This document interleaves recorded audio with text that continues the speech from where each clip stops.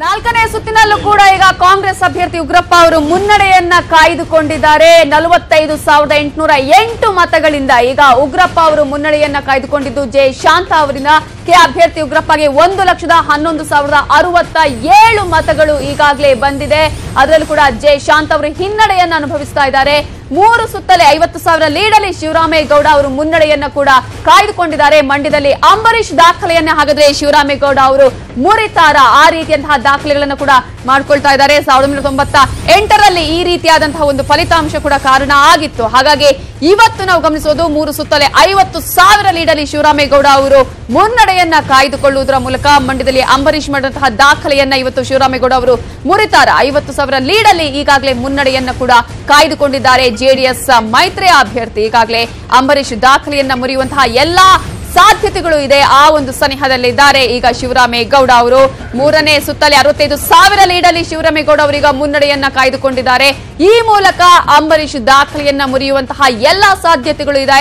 1998ರಲ್ಲಿ ಅಂಬಿಗೆ 1,80,583 ಮತದ ಗೆಲುವನ್ನ ಪಡ್ಕೊಂಡಿದ್ರು ಅಂಬರೀಶ್ ಅವರು. ಹಾಗಾಗಿ ಆ ರೀತಿಯಲ್ಲೇ ಈಗ ಕಾಯ್ದುಕೊಳ್ತಾ ಇದ್ದಾರೆ ಮುನ್ನಡೆಯನ್ನ ಶಿವರಾಮೇಗೌಡ ಅವರು. ಆ ರೀತಿಯ ಲೀಡ್ ಅನ್ನ ಪಡ್ಕೊಳ್ತಾ ಇದ್ದಾರೆ ಶಿವರಾಮೇಗೌಡ ಅವರು. ಆ ಎಲ್ಲ ಸಾಧ್ಯತೆಗಳು ಆ ಎಲ್ಲ ಒಂದು ದಾಖಲೆಗಳನ್ನ ಈಗ ಮುರಿಯುವಂತಹ ನಿಟ್ಟಿನಲ್ಲಿ ಮಾಡ್ತಿದ್ದಾರೆ. ಹಾಗೆ 1 ಲಕ್ಷ ಮತಗಳ ಗಡಿಯನ್ನ ದಾಟಿದ್ದಾರೆ ಈಗಾಗಲೇ ಬಿಜೆಪಿ ಅಭ್ಯರ್ಥಿ ರಾಘವೇಂದ್ರ. 5,396 ಮತಗಳನ್ನ ಈಗಾಗಲೇ ಮುನ್ನಡೆಯನ್ನ ಕಾಯ್ದುಕೊಂಡಿದ್ದಾರೆ. 1,475 ಮತವನ್ನ ಗಳಿಸಿದ್ದಾರೆ ಬಿಜೆಪಿ ಅಭ್ಯರ್ಥಿ BY ರಾಘವೇಂದ್ರ ಅವರು. ಇನ್ನು 1 ಲಕ್ಷದ ಮತಗಳ ಗಡಿ ಈಗಾಗಲೇ ದಾಟಿ ಆಗಿದೆ. ಬಿಜೆಪಿ ಅಭ್ಯರ್ಥಿ ಆಗಿರುವಂತಹ BY ರಾಘವೇಂದ್ರ 5,396 ಮತಗಳಿಂದ ರಾಘವೇಂದ್ರ ಮುನ್ನಡೆಯನ್ನ ಕಾಯ್ದುಕೊಂಡಿದ್ದಾರೆ. ಜೆಡಿಎಸ್ ಅಭ್ಯರ್ಥಿ ಮಧು ಬಂಗಾರಪ್ಪ ಅಥವಾ ಮೈತ್ರಿ ಅಭ್ಯರ್ಥಿ ಮಧು ಬಂಗಾರಪ್ಪ ಅವರಿಂದ 5,500 ಮತಗಳ ಮುನ್ನಡೆಯನ್ನ ಈಗ ಕಾಯ್ದುಕೊಂಡಿದ್ದಾರೆ ಬಿಜೆಪಿ ಅಭ್ಯರ್ಥಿ BY ರಾಘವೇಂದ್ರ.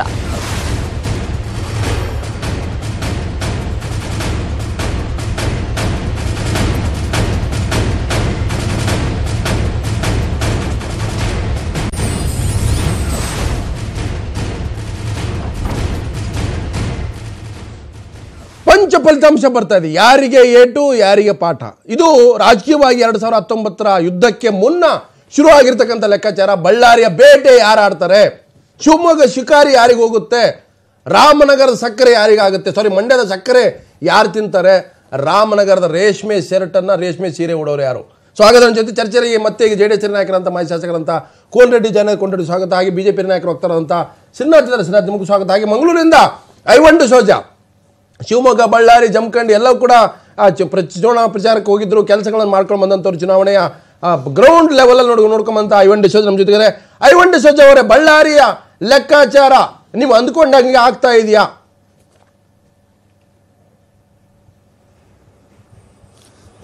ಓಗರ್, ನಮ್ಮ ಲೆಕ್ಕಾಚಾರಕ್ಕಿಂತಲೂ ಜಾಸ್ತಿ ಬೆಂಬಲ ಇವತ್ತು ವ್ಯಕ್ತ ಆಗ್ತಾ ಇದೆ. ಈ ಒಂದು ಮೈತ್ರಿಕೂಟ ಸರ್ಕಾರ ರಚನೆ ಆದ ಮೇಲೆ ನಮ್ಗೆ 2 ಅಂಶಗಳು ಈ ಚುನಾವಣೆಯಲ್ಲಿ ಪ್ರಮುಖವಾಗಿದ್ದವು. ಒಂದು, ಈ ಮೈತ್ರಿಕೂಟದ ಮೇಲೆ ಜನರ ಒಲವು ಹೇಗಿದೆ. ಏನು ಬಿಜೆಪಿ ಅವರು ಇದು ಅಪವಿತ್ರ ಮೈತ್ರಿ ಇದೆ, ಈ ಮೈತ್ರಿ ದೇಶಕ್ಕೆ ರಾಜ್ಯಕ್ಕೆ ಭಾಳ ಒಂದು ಭಾಳ ತೊಂದರೆ ಕೊಡುವಂಥದ್ದು, ಅಪಾಯಕಾರಿ ಅಂತ ಏನು ವರ್ಣನೆ ಮಾಡ್ತಾ ಇದ್ರು, ಅದರ ಬಗ್ಗೆ ಒಂದು ನಾವು ಫಲಿತಾಂಶವನ್ನು ನಿರೀಕ್ಷೆ ಮಾಡ್ತಾ ಇತ್ತು.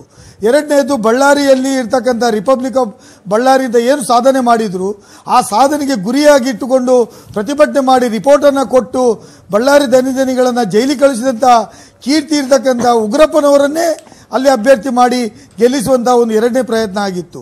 3ನೇದು, ಈ ಗಣಿಧನಿಗಳ ಮತ್ತು ಆವಾಗ ಈ ಸರ್ಕಾರವನ್ನು ಪತನ ಆಗ್ತದೆ, ಸರ್ಕಾರ ಬೀಳ್ತದೆ ಅಂತೇಳಿ ಬಿಜೆಪಿ ಅವರು ಏನು ಪದೇ ತೊಂದರೆ ಮಾಡ್ತಾ ಇದ್ರು. ಈ 3 ಸೂತ್ರಗಳಿಗೆ ಎಲ್ಲಿಯೋ ಒಂದು ಕಡೆ ಈ ಉಪಚುನಾವಣೆಯಲ್ಲಿ ಉತ್ತರ ಕೊಡಬೇಕಾದ ಅನಿವಾರ್ಯತೆ ಇತ್ತು. ಅದಕ್ಕೆ ಇವತ್ತು ಜನರು ಸೂಕ್ತವಾದ ಉತ್ತರವನ್ನು ಈ ದೀಪಾವಳಿ ಸಂಭ್ರಮದ ದಿನ ಕೊಟ್ಟಿದ್ದಾರೆ. ಉಗ್ರಪ್ಪನವರು ಬಳ್ಳಾರಿಯಲ್ಲಿ ಅತ್ಯಂತ ಹೆಚ್ಚು ಬಹುಮತದಿಂದ ನಿರೀಕ್ಷೆಗಿಂತಲೂ ಮೀರಿ ಜಯಗಳಿಸಲಿಕ್ಕೆ ಮುನ್ನಡೆಯುತ್ತಾ ಇದ್ದಾರೆ. ನಾವಲ್ಲಿ ಕೆಲಸ ಮಾಡುವಂಥ ಸಂದರ್ಭದಲ್ಲಿ ಜನರು ಮಾತಿನಲ್ಲಿ ಏನಿತ್ತು ಅಂದರೆ, ಉಗ್ರಪ್ಪರವರ ಅಭ್ಯರ್ಥಿಯನ್ನು ಅಕ್ಸೆಪ್ಟ್ ಮಾಡಿದರು. ಯಾರು ಪಾರ್ಲಿಮೆಂಟಿಗೆ ಹೋಗ್ತಾರೆ, ಆ ಪಾರ್ಲಿಮೆಂಟಿಗೆ ಹೋಗಿರ್ತಕ್ಕಂಥ ಒಬ್ಬ ಅಭ್ಯರ್ಥಿ ಅಲ್ಲಿ ಪಾರ್ಲಿಮೆಂಟ್ನಲ್ಲಿ ಸಮರ್ಥವಾಗಿ ಒಂದು ಸಮರ್ಥವಾಗಿ ಬಳ್ಳಾರಿ ನಿಮ್ಮ ಪ್ರಕಾರ ಜನ ಮೆಚ್ಚಿಕೊಂಡಿದ್ರು.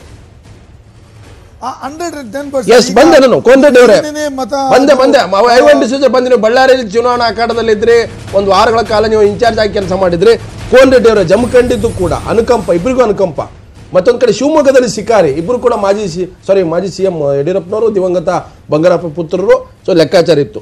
ಸೊ ಈ ಚುನಾವಣಾ ಫಲಿತಾಂಶದ ಲೆಕ್ಕ ನೋಡಿದ್ರೆ 2019ಕ್ಕೆ ಇವತ್ತಿನ ದೀಪಾವಳಿ ಶುರು ಮಾಡಿದ್ರ ನೋಡಿ. ನಾನು ನಿನ್ನೆ ಹೇಳಿದೆ ದೀಪಾವಳಿ ಶುಭಾಶಯ ಇವತ್ತು ಗೆಲುವಿನ ಮೂಲಕ ಕೊಡ್ತೀವಿ ಅಂತಕೊಂಡು ಹೇಳಿ. ಈಗಾಗಲೇ 3 ಲೋಕಸಭಾ ಉಪಚುನಾವಣೆ ಮತ್ತು 2 ವಿಧಾನಸಭಾ ಚುನಾವಣೆ. ಅನಿತಾ ಕುಮಾರಸ್ವಾಮಿ ಅವರು ಎಂದು ನಾಮಪತ್ರ ಸಲ್ಲಿಸ್ಯಾರ ಅವತ್ತ ರಿಸಲ್ಟ್ ಅನ್ನೋದು ಎಲ್ಲರಿಗೂ ಗೊತ್ತಿರ್ತಕ್ಕಂಥದ್ದು. ಮಂಡ್ಯದಲ್ಲಿ ಶಿವರಾಮೇಗೌಡರು ಗೆಲ್ತಾರೆ ಅನ್ನೋದು ಎಲ್ಲರಿಗೂ ಗೊತ್ತಿರ್ತಕ್ಕಂಥದ್ದು. ನಮಗಿರ್ತಕ್ಕಂಥದ್ದು ಆತುರ ಶಿವಮೊಗ್ಗ. ಶಿವಮೊಗ್ಗದಲ್ಲಿ ಮಧು ಬಂಗಾರಪ್ಪ ಅವರು 100% ಗೆಲ್ತಾರಂತ ನಾನು ಅಲ್ಲಿ ಇನ್ಚಾರ್ಜ್ ಇದ್ದೆ. ನಾವು ಓಡಾಡುತ್ತಾ ನೋಡಿದ್ವಿ. ಇಲ್ಲ ನೋಡಿ, ಭಾಳ ಲೀಡ್ ಇಲ್ಲ, ಒಂದು 5,000 ಲೀಡ್ ಇದೆ. 5,000 ಲೀಡ್ ಇದ್ದಾಗ ಇವತ್ತು ಪರಿಸ್ಥಿತಿ ಇನ್ನೂ ಕೌಂಟಿಂಗ್ ಇದೆ. 16-17 ಲಕ್ಷ ವೋಟಿಂಗು. ಅದಕ್ಕೆ ಏನು ಬರ್ತದೆ ಅದನ್ನು ಕಾದು ನೋಡೋಣ. ಬಳ್ಳಾರಿಯಲ್ಲಿ ನಮಗೆ ನಿರೀಕ್ಷೆ ಇತ್ತು. ನಾನು ಅಲ್ಲಿ ಚುನಾವಣೆ ಕ್ಯಾನ್ವಸ್ಗೆ ಹೋಗಿದ್ದೆ. 100% ಉಗ್ರಪ್ಪ ಅವ್ರು ಗೆಲ್ತಾರೋದು ಅಲ್ಲಿ ಮಾಹಿತಿ ಕೊಟ್ಟಿದ್ದಾರೆ.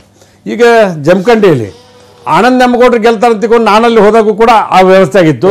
ಇವತ್ತು ಕುಮಾರಸ್ವಾಮಿ ಅವರು ಮುಖ್ಯಮಂತ್ರಿ ಆದ ನಂತರ ಮೈತ್ರಿ ಸರ್ಕಾರ ಒಳ್ಳೆ ಕೆಲಸ ಮಾಡ್ತೈತೆ ಅಂತ ಹೇಳಿ ಭಾರತ ದೇಶದ ಇತಿಹಾಸದಲ್ಲಿ ರೈತರ ಸಾಲ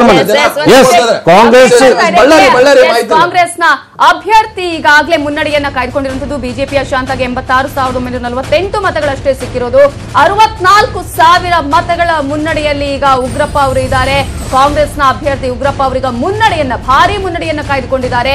1,50,908 ಮತಗಳನ್ನ ಈಗಾಗಲೇ ಉಗ್ರಪ್ಪ ಅವರು ಪಡ್ಕೊಂಡಿರೋದ್ರ ಮೂಲಕ ಸಾಕಷ್ಟು ಮುನ್ನಡೆಯನ್ನ ಪಡ್ಕೊಂಡಿದ್ದಾರೆ. 86,948 ಮತಗಳನ್ನ ಬಿಜೆಪಿಯ ಶಾಂತ ಪಡ್ಕೊಳ್ಳೋದಕ್ಕಷ್ಟೇ ಸಾಧ್ಯ ಆಗಿದ್ದು. 64,000 ಮತಗಳ ಮುನ್ನಡೆ, ಭಾರಿ ಲೀಡ್ ಅನ್ನ ಕೂಡ ಈಗಾಗಲೇ ಕಾಂಗ್ರೆಸ್ ಅಭ್ಯರ್ಥಿ ಉಗ್ರಪ್ಪ ಅವರು ಪಡ್ಕೊಳ್ಳುವುದರ ಮೂಲಕ ಈಗ ಡಿಕೆಶಿ ವರ್ಸಸ್ ಶ್ರೀರಾಮುಲು ಅನ್ನುವಂಥದ್ದು ಏನು ಫೈಟ್ ಇತ್ತು ಅದರಲ್ಲೂ ಕೂಡ ಈಗ ಮತದಾರರು ಹಾಗಾದ್ರೆ ಕಾಂಗ್ರೆಸ್ನ ಕಡೆಗೆ ಅಥವಾ ಮೈತ್ರಿ ಸರ್ಕಾರದ ಕಡೆಗೆ ಮನಸ್ಸು ಮಾಡಿದ್ದಾರಾ ಅನ್ನುವಂತಹ ನಿಟ್ಟಿನಲ್ಲಿ ಈಗ 64,000 ಮತಗಳ ಮುನ್ನಡೆಯನ್ನ ಕಾಯ್ದುಕೊಂಡಿದ್ದಾರೆ. ಇದುವೇ ಫಲಿತಾಂಶ ಅಲ್ಲ, ಚೇಂಜಸ್ ಆಗ್ತಾನೆ ಇರಬಹುದು. ಆದ್ರೆ 64,000 ಮತಗಳ ಮುನ್ನಡೆಯನ್ನ ಉಗ್ರಪ್ಪ ಅವರು ಪಡ್ಕೊಂಡಿದ್ದಾರೆ. ಶ್ರೀರತ್ರೆ, ಬಳ್ಳಾರಿದು 64,000 ಲೀಡು ಇದು ತುಂಬಾ ಕಮ್ಮಿ ಲೀಡ್ ಅಂತ ನಿಮ್ಗೆ ಫೀಲ್ ಆಗ್ತಾ ಇದೆಯಾ? ಇಟ್ಸ್ ತುಂಬಾ ಗ್ಯಾಪ್ ಎಲ್ಲೋ ಒಂದ್ ಕಡೆ. So you are going to lose the Bellary battle. ಅಲ್ಲ, ಇವತ್ತು ಒಟ್ಟು 16 ಲಕ್ಷ ಓಟಲ್ಲಿ 9 ಲಕ್ಷ ತನಕ ಪೋಲ್ ಆಗಿದೆ. ಇವಾಗ 2.5 ಲಕ್ಷ ತನಕ ಇದು ಮಾಡಿದ್ದಾರೆ. ಬಟ್ 2.5 ಲಕ್ಷದಲ್ಲಿ 60,000 ಲೀಡ್ ಅಂದ್ರೆ ರೀಸನಬ್ಲಿ ಗುಡ್ ಲೀಡ್. ಅದನ್ನ ನಾವು ಅಲ್ಲಗಳೆಯೋ ಹಂಗಿಲ್ಲ. ಬಟ್ ಬದಲಾವಣೆ ಬರಬಹುದು ಡಿಪೆಂಡಿಂಗ್ ಆನ್ ಸ್ವಲ್ಪ ಚೇಂಜ್ ಆಗಬಹುದು. ನಾವು ಈ ರೀತಿ ಲೀಡ್ ನ ಎಕ್ಸ್ಪೆಕ್ಟ್ ಮಾಡಿರ್ಲಿಲ್ಲ, ಅದಾಗಿದೆ. ಆರಂಭಿಕ ಹಿನ್ನಡೆ ಅಂತ ಒಪ್ಕೊಳ್ತಾರೆ. People's mandate. I will not. But only thing is it's a by election. So national issues ಇದರಲ್ಲಿ ಎಲ್ಲೂ ಅಲ್ಲ, ಲೋಕಲ್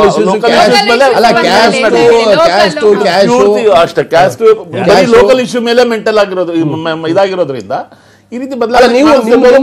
ನಿಮ್ಮ ನಾಯಕತ್ವ ಕೂಡ ಲೋಕಲ್ ಇಶ್ಯೂ ಹೈಲೈಟ್ ಮಾಡಿದ್ದು. ಬಿವೈ ರಾಘವೇಂದ್ರ ಅವರು 1,475 ಮತಗಳನ್ನ ಕೂಡ ಪಡ್ಕೊಂಡಿದ್ದಾರೆ. ಶಿವಮೊಗ್ಗದಲ್ಲಿ ಈಗ ಬಿವೈ ರಾಘವೇಂದ್ರ ಮುನ್ನಡೆಯನ್ನ ಕಾಯ್ದುಕೊಂಡಿದ್ದಾರೆ.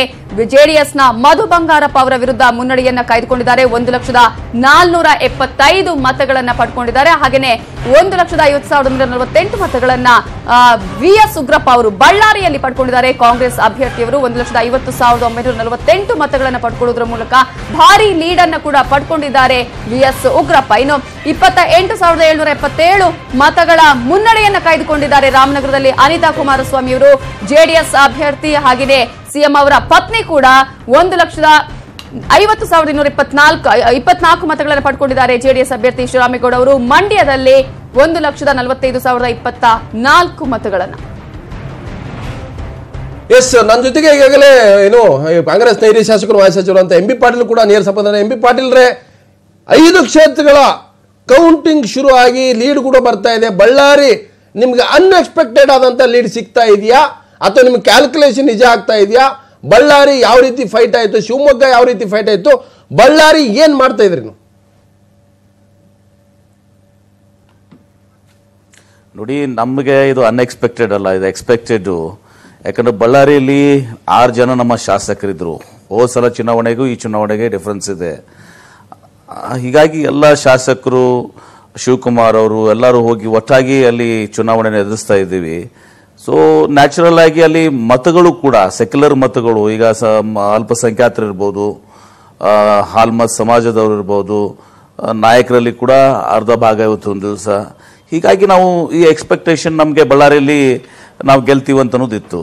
ಶಿವಮೊಗ್ಗ ನಾವು 4 ಇದರಲ್ಲಿ ಬಹಳ ಕ್ಲಿಯರ್, ಮಂಡ್ಯ ಮತ್ತು ರಾಮನಗರ 2 JDS ಬರ್ತದೆ. ಬಳ್ಳಾರಿ ಮತ್ತು ಜಮಖಂಡಿಯಲ್ಲಿ ಅಂತೂ ರಾಮನಗರ, ಆಮೇಲೆ ಜಮಖಂಡಿ ಮತಕ್ಷೇತ್ರದಲ್ಲಿ ನಾವು ಬಳ್ಳಾರಿ ಮತ್ತು ಜಮಖಂಡಿ ನಾವು ಕಾಂಗ್ರೆಸ್ಗೆ ಬರ್ತದೆ. ಫೈಟ್ ಏನಾದರೂ ಇದ್ರೆ ಅದು ಶಿವಮೊಗ್ಗದಲ್ಲಿ ಅನ್ನೋದು ಒಂದು ಇದು ಇತ್ತು. ಆ ಪ್ರಕಾರ ನಡೀತಾ ಇದೆ ಚುನಾವಣೆ. ಸೊ ಜಮಖಂಡಿದು ಕೂಡ ಲೀಡು 35,000 ಕಾಂಗ್ರೆಸ್ ಕ್ಯಾಂಡಿಡೇಟ್ ತಗೊಂಡಿದ್ರೆ 12,791 ಲೀಡ್ ಇದೆ ನಿಮಗೆ, ಅಂದ್ರೆ ಕಾಂಗ್ರೆಸ್ ಕ್ಯಾಂಡಿಡೇಟ್ಗೆ. ಸೊ ಇದು ಬಹಳ ದೊಡ್ಡ ಪ್ರಮಾಣದಲ್ಲಿ ಬಿಜೆಪಿ ಕ್ಲೇಮ್ ಮಾಡ್ತಾ ಇತ್ತು. ನೋಡ್ತಾ ಹೋರಿ ಈ ಸಲ ಜಮಖಂಡಿ ಬಿಜೆಪಿ ಗೆಲ್ಲುತ್ತೆ ಅಂತ. ಇಲ್ಲ ನೋಡಿ, ಒಂದು ಅಲ್ಲಿ ಸಿದ್ದು ನ್ಯಾಮಗೌಡರು ಮಾಡಿದಂಥ ಕೆಲಸ ಆ ಮತಕ್ಷೇತ್ರದಲ್ಲಿ ನಾವೆಲ್ಲರೂ ಒಟ್ಟಾಗಿ ಅವತ್ತೊಂದು ದಿವಸ ಅಲ್ಲಿ ಹೋಗಿ ಚುನಾವಣೆ ಮಾಡಿ ನಮ್ಗೆ ಗೊತ್ತಿತ್ತು. ನನ್ನ ನೆರೆ ಮತಕ್ಷೇತ್ರ ಅದು, ನನಗೆ ಬಾರ್ಡರ್ ಕಾನ್ಸ್ಟಿಟ್ಯೂನ್ಸಿ, ಅದು 3 ಕಡೆ ಬಾರ್ಡರ್ಸ್ ಬರ್ತದೆ. ನಾವು ಎಕ್ಸ್ಪೆಕ್ಟ್ ಮಾಡಿದೀವಿ, ನಾವು ಇದೀಗ ಕನಿಷ್ಠ ಪಕ್ಷ 25-30 ಸಾವಿರ ಅಂತದಿಂದ ನಾವು ಗೆಲ್ತೀವಿ ಅಂತ ಹೇಳಿ. ಬಟ್ ಆರಂಭದಲ್ಲಿ ನಿಮ್ಮ ಮೇಲೆ ಒಂದು ಆರೋಪ ಮಾಡಿದ್ರು, ಎಂ ಬಿ ಪಾಟೀಲ್ ಅವರು ಶಿಕ್ಷಣ ಸಂಸ್ಥೆ ವೆಹಿಕಲ್ಗಳನ್ನ ಯೂಸ್ ಮಾಡ್ಕೊಂಡ್ರು, EVM ಗಳನ್ನ ತೆಗೆದುಕೊಂಡು ಹೋದ್ರು ಅಂತ ದೂರು ಕೂಡ ಕೊಟ್ಟರು. ನೋಡಿ ಈಗ ಅದು ನನಗೆ ಗೊತ್ತಿಲ್ಲ ಅವ್ರ ವೆಹಿಕಲ್ ಯಾರು ತಗೊಂಡಿದ್ದಾರೆ, ಯಾರು ಕೊಟ್ಟಿದ್ದಾರೆ ಅಂತ ಹೇಳಿ. ಇಲೆಕ್ಷನ್ನಲ್ಲಿ ನಡೆದಾಗ ಇಲೆಕ್ಷನ್ ಕಮಿಷನ್ಗೆ ಎಲ್ಲ ಖಾಸಗಿ ವೆಹಿಕಲ್ಸ್ನ ಪಡೆದುಕೊಳ್ಳುವಂಥ ಹಕ್ಕು ಅವರಿಗಿದೆ. ಆ ಪ್ರಕಾರ ಅವರು ಪಡೆದುಕೊಂಡಿರ್ಬೋದು. ನಾವೇನು ಅವ್ರಿಗೆ ನೀವು ನಮ್ಮ ವೆಹಿಕಲ್ಸ್ ಅನ್ನು ತಗೊಳ್ಳಿ ಅಂತ ನಾವು ಹೇಳಿಲ್ಲ ಏನ್ರಿ, ಅವ್ರು ಪಡ್ಕೊಂಡಿರ್ತಾರೆ. ಅವತ್ತೊಂದು ಖಾಸಗಿ ಅಷ್ಟೇ ಯಾಕೆ, ಖಾಸಗಿ ಟೆಂಪೋ ಟ್ರ್ಯಾಕ್ಸ್ ಅವು ಇವನ್ನೆಲ್ಲನೂ ಕೂಡ ಇಲೆಕ್ಷನ್ ಬಳಕೆ ಉಪಯೋಗಿಸ್ತಾರೆ. ಇದು ಬಹಳ ಬಾಲಿಶ. ಇದು ನೋಡಿದೆ, ನಾನು ನೋಡ್ತಾ ಇದ್ದೆ 2-3 ದಿವಸ. ಎಂ ಬಿ ಪಾಟೀಲ್ ಒಡತನಕ್ಕಿರುವಂಥ BID ಸಂಸ್ಥೆ ವೆಹಿಕಲ್ಗಳನ್ನ ತಗೊಂಡಿದ್ದಾರೆ ಅಂತೇಳಿ. ನಾವೇನು ತಗೋಂತ ಹೇಳಿದೀವಿ ಅವ್ರಿಗೆ. ಎಲೆಕ್ಷನ್ ಕಮಿಷನ್ದವರು ಅಧಿಕಾರ ಇದೆ, ಖಾಸಗಿ ವೆಹಿಕಲ್ಸ್ನ ಅವರು ತಗೋತಾರೆ, ಅದು ಸರ್ವೇ ಸಾಮಾನ್ಯ. ಎಂ ಬಿ ಪಾಟೀಲ್ ರೇ ಈಗ 2019ಕ್ಕೆ ಮೊದಲು, ಅಲ್ಲ 2019ರ ಯುದ್ಧಕ್ಕೆ ಮೊದಲು ಶುರು ಆಗಿರ್ತಕ್ಕಂಥ ಇದು ಒಂದು ಸೆಮಿಫೈನಲ್. ದೇವೇಗೌಡರು ನಿಮ್ಮ ನಾಯಕತ್ವ, ಕಾಂಗ್ರೆಸ್ ನಾಯಕತ್ವ ಒಟ್ಟಾಗಿ ಬೈ ಎಲೆಕ್ಷನ್ ಫೈಟ್ ಮಾಡಿದ್ರಿ, ಜಾಯಿಂಟ್ ಕ್ಯಾಂಪೇನ್ ಮಾಡಿದಿರಿ. ಫಸ್ಟ್ ಟೈಮ್ ಸಿದ್ದರಾಮಯ್ಯ 12 ವರ್ಷಗಳ ದೇವೇಗೌಡ ಜೊತೆಗಿನ ಮುನಿಸನ್ನ ಮರೆತು ದೇವೇಗೌಡ ಸಿದ್ದರಾಮಯ್ಯ ಒಂದೇ ವೇದಿಕೆಗೆ ಬಂದ್ರು. ಸೊ ಆ ಮೂಲಕ ದಕ್ಷಿಣದ ಹೆಬ್ಬಾಗಲನ್ನು ಮುಚ್ತೀವಿ ಅಂತ ದೇವೇಗೌಡ ಘೋಷಣೆ ಮಾಡಿದ್ರು. ಸೊ ಆ ಒಂದು ಪೊಲಿಟಿಕಲ್ ಅಜೆಂಡಾಗೆ ಇದು ಸೆಟ್ ಆಗತ್ತಾ? ನ್ಯಾಚುರಲಿ ಈಗ ನಾಳೆ ಇದು ಈ ಚುನಾವಣೆದು ಏನು ರಿಸಲ್ಟ್ಸ್ ಈಗೇನು ಬಂದಿದೆ, ನಾಳೆ ಇದು ಪಾರ್ಲಿಮೆಂಟ್ ಮೇಲೆನೂ ಕೂಡ ಇದು ಪರಿಣಾಮ ಆಗ್ತದೆ. ಉದಾಹರಣೆ ತಗೊಳ್ಳಿ, ಬಿಜಾಪುರ ಜಿಲ್ಲೆಯಲ್ಲೇ ತಗೊಳ್ಳಿ, 3-4 ಮತಕ್ಷೇತ್ರದಲ್ಲಿ ಅವರು 2 ಶಾಸಕರಿದ್ದಾರೆ. 1-2 ಮತಕ್ಷೇತ್ರದಲ್ಲಿ ಅವ್ರಿಗೆ ಜಾಸ್ತಿ ಓಟ್ಸ್ ಬಿದ್ದಿದ್ದಾವೆ JDSಗೆ. ಇದು ನಾಳೆ ಪಾರ್ಲಿಮೆಂಟ್ಗೆ ಬಿಜಾಪುರದಲ್ಲಿದ್ದಾಗ JDS ಮತ್ತು ಕಾಂಗ್ರೆಸ್ ಇದು ಆದಾಗ ನ್ಯಾಚುರಲ್ ಆಗಿ ಒಂದು ದಿವಸ ಬಿಜಾಪುರದಲ್ಲಿ ಕಾಂಗ್ರೆಸ್ ಅಭ್ಯರ್ಥಿಗೆ, ಲೋಕಸಭಾ ಅಭ್ಯರ್ಥಿಗೆ ಅದು ಸಹಾಯ ಆಗ್ತದೆ. ಶ್ರೀನಾಥ್ರೆ, ಈಗ ಇದು ಬೈ ಎಲೆಕ್ಷನ್ ಬರೀ 5 ತಿಂಗಳು ಅನ್ನೋ ನೆಪದಲ್ಲಿಕ್ಕಿಂತಲೂ ಕೂಡ ಇದು ಮೇನ್ ಏನಿದೆ 2019ರ ಫೈಟ್ಗೆ, ಅದಕ್ಕೆ ಮುನ್ನ ಒಂದು ಪೋಲರೈಸೇಷನ್ ಆಫ್ ಪಾಲಿಟಿಕ್ಸ್ ಅಂತ, ಅಂದ್ರೆ ಪೋಲರೈಸ್ ಮಾಡ್ತಕ್ಕಂಥದ್ದು JDS ಕಾಂಗ್ರೆಸ್ನ ವೋಟ್ ಬ್ಯಾಂಕ್ ಅನ್ನ ಇಂಟ್ಯಾಕ್ಟ್ ಆಗಿ ಇಟ್ಕೊಳ್ಳುವಂಥದ್ದು. ಈಗ ಒಂದ್ ವೇಳೆ ಇವತ್ತು JDS ಕಾಂಗ್ರೆಸ್ ಸಪರೇಟ್ ಹೋಗಿದ್ರೆ ಇಟ್ ಮೇ ಬಿ ರಿಸಲ್ಟ್ ತುಂಬಾ ಡಿಫ್ರೆಂಟ್ ಆಗಿರ್ಬೋದು, ನಿಮ್ ಪರವಾಗಿ ಆಗಿರ್ಬೋದು. ಅಂದ್ರೆ ಅವ್ರು ಒಂದಾಗಿರೋದು ನಿಮ್ಗೆ ಲಾಸ್ ಆಗ್ತಾ ಇದೆ. ಇಲ್ಲ, ಇದ್ರಲ್ಲಿ ಏನು ಅಂದ್ರೆ ಅರ್ಥಮೆಟಿಕ್ ಸಮ್ ಅವ್ರಿಗೆ ಕಂಟಿನ್ಯೂ ಆಗತ್ತಾ ಇಲ್ವಾ ಅಂತ. ಅರ್ಥಮೆಟಿಕ್ ಸಮ್ ಅಲ್ಲಿ ಅವ್ರು ರಾಜ್ಯನೂ ಆಡ್ತಾ ಇದ್ದಾರೆ, ಮತಗಳು ಕೂಡ ಅದೇ ರೀತಿ ಸೇರ್ಕೊಂಡು ಹೋಗತ್ವಾ ಅಂತಕ್ಕಂಥದ್ದು ಒಂದು ಅವ್ರಿಗೆ. ಇವಾಗ ಮಂಡ್ಯ ಮತ್ತೆ ಇದನ್ನ ತಗೊಂಡ್ರೆ, ರಾಮನಗರ ತಗೊಂಡ್ರೆ, ರಾಮನಗರದಲ್ಲಿ ಬೇರೆ ತರ ಆಗೋಯ್ತು, ಬಿಟ್ಬೇಡ, let us not get into that. Mandya ತಗೊಂಡ್ರೆ ಇವಾಗ ಮಂಡ್ಯದಲ್ಲಿ ನಾವು 87,000 ಲಾಸ್ಟ್ ಟೈಮ್ ತಗೊಂಡ್ವಿ. ಅದಕ್ಕೆ ಮುಂಚೆ ಹೈಯೆಸ್ಟ್ ನಾವು ತಗೊಂಡಿರೋದು 1,70,000.